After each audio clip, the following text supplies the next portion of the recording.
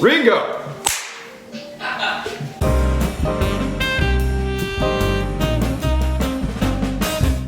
What's up, everybody?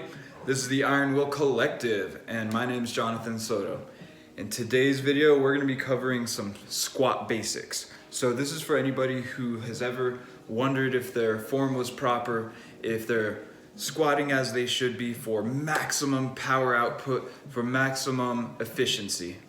So although we're just going to be brushing over a few tips, all of these are really important. They're in no particular order, so just pay attention. Always feel free to ask any questions that you may have, and let's go. Let's start. So the first thing that we do is remember that everybody has a unique physical structure. So there's no one correct way to set up for a squat. What I'm going to do is give you guidelines so that you know where to start at least, and then from there you can start to evolve with your form and adapt it to your own body. Let's start with your feet. As far as foot placement goes, I generally recommend that people start with their feet about hip width apart with their toes pointed either forward or slightly out. Now, like I said, this may not be the proper form for your body. Now, people with longer legs and shorter torsos, or longer torsos and shorter legs, definitely do move differently and would require different posturing. So keep that in mind. Next up is bar placement. When you're setting up for a barbell back squat, you have two options. So there's the high bar squat or the low bar squat. The difference is high bar squat will have the bar resting higher up on your back, as the name implies, because we're very creative. The bar rests up higher on your back along your upper traps, whereas the low bar squat is resting lower down onto your posterior delts, your rear delts, and your traps.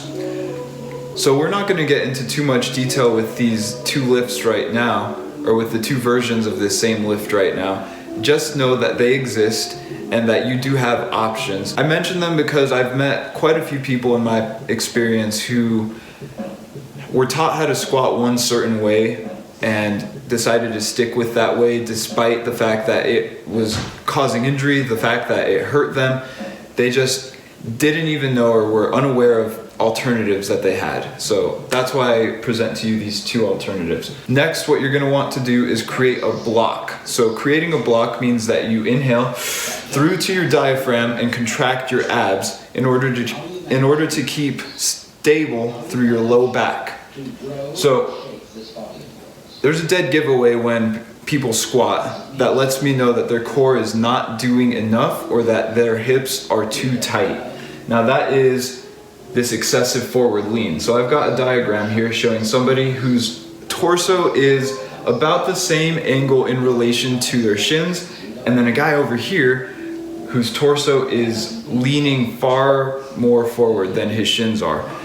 And so what that shows me is a lack of core strength or tightness through the hips. Besides keeping your low back safe by creating a block or building up your intra-abdominal pressure, you also make sure that you're not rounding from your upper back. And rounding from your upper back is something that can lead to disc herniation, aka something you really don't want.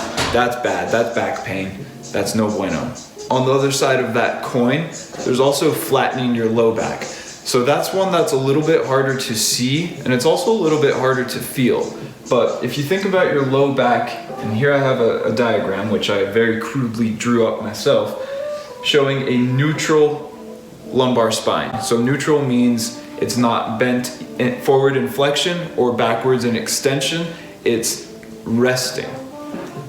Now over here to the right, I have a flattened lumbar spine, which is in flexion. Low back going flat is something that would typically happen at the bottom of a squat.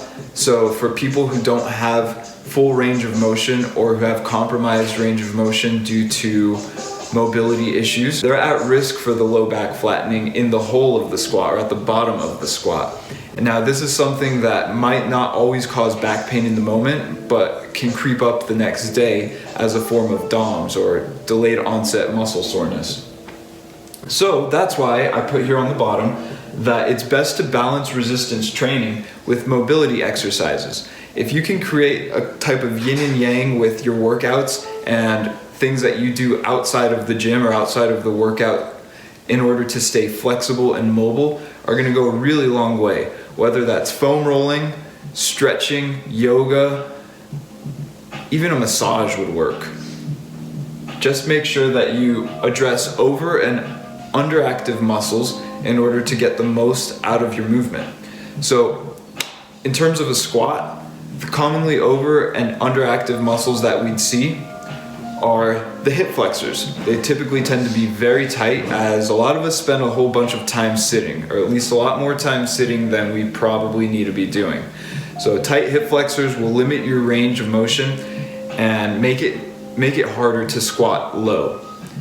Another commonly overactive muscle are the calves. So actually, believe it or not, calves have a huge impact on your range of motion in the squat. And that's because your calf flexibility determines your ankle flexibility. So how well your ankles can move through its range of motion. If your calves are tight, your ankles aren't going to be moving as much as they need to for you to squat as low as you need to for proper depth. Next, we have hamstrings and abdominals. They're typically underactive. That is to say, they're not doing as much as they should be, which is why something like planks, sit-ups, crunches, or other abdominal work helps tremendously with squats. Balance it out, doing some hamstring exercises, things like deadlifts, Romanian deadlifts, or anything to get that backside going. That creates a well-rounded program. There's a lot of other things that we can say about the squat. We could go on for quite a long time talking about it. I hope that these tips here helped at all, and that next time you find yourself in the squat rack, you can apply some of these principles, such as getting your foot placement back in neutral, experimenting with different widths and different angles for your toes, creating a block through your abs. But helped my squat and improved it tremendously as soon as I started using the technique. I mean, it goes all the way back to the first point. The squat uses nearly every muscle in our body, so that's why you need to be doing that. Experiment with bar placement. Wherever that's going to be on your back, higher, lower, will have a different effect on whether you can move more or less weight.